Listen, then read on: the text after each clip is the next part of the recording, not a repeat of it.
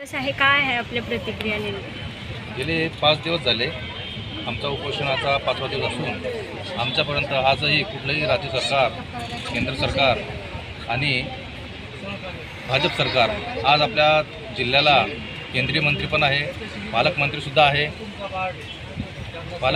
आहे आणि आम्ही सर्वांना निवेदन देऊनसुद्धा जर आमच्याकडे राज्यकर्ते, शासनकर्ते जमात ही आमच्यापर्यंत पोहोचत नाही, आमचे प्रश्न सोडवू शकत नाही, तर अशा सरकारचं करायचं काय? यांनी आजपर्यंत आम्हाला ह्या गोष्टी भेटून आमच्या समक्ष बोलून ह्या गोष्टी आमच्या सोडवल्या गेल्या पाहिजे होत्या. त्यासाठी आम्ही त्यांच्या निषेधार्थ मुंडन हे पण केलं.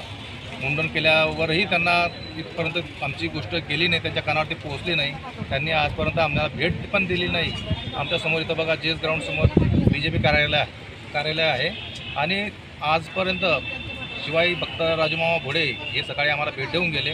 त्यांनी या प्रकरणाची थोडी चौकशी पण केली, पण मात्र त्यांच्या ऑफिसला त्यांना दिलेलं आम्ही निवेदन त्यांना त्यांना काही मिळाली नाही. राहिला दुसरा विषय आपल्याकडे गिरीश महाजन आहेत, जे मंत्री आहेत, रक्षाताई कळसे आहे, केंद्रीय मंत्री आहेत. यांनीसुद्धा आमची दखल घ्यायला पाहिजे होती, आम्हाला आतापर्यंत भेट द्यायला पाहिजे होती. मात्र त्यांच्या उदासीनतेमुळे त्यांच्या काहीतरी त्यांचा काही इश्यू असेल, पण त्यांनी आमचं आजपर्यंतही काम केलं नाही. आज आम्ही पिंडदान केंद्र सरकार, राज्य सरकार आणि सेंट्रल रेल्वेसाठी आम्ही आज पिंडदान केलं.